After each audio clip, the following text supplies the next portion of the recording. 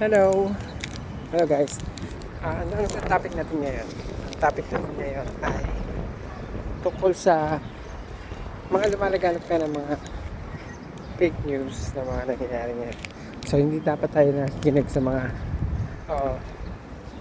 naniniwala ka agad sa mga nangyayari ngayon sa ating paligid dahil nagkukos siya ng panic sa atin, sa mga tao, sa hindi siya magandang so hindi tayo nakakapag-isip ng matindi.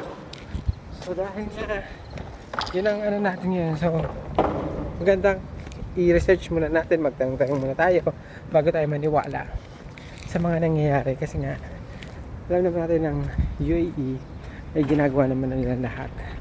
Yun nga, kaya ayaw nila yung mga tao na nakikinig at naniniwala sa mga balita na sa mga unknown sources.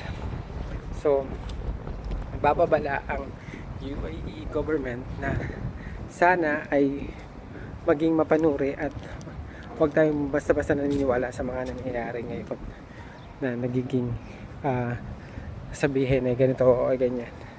So yun lang.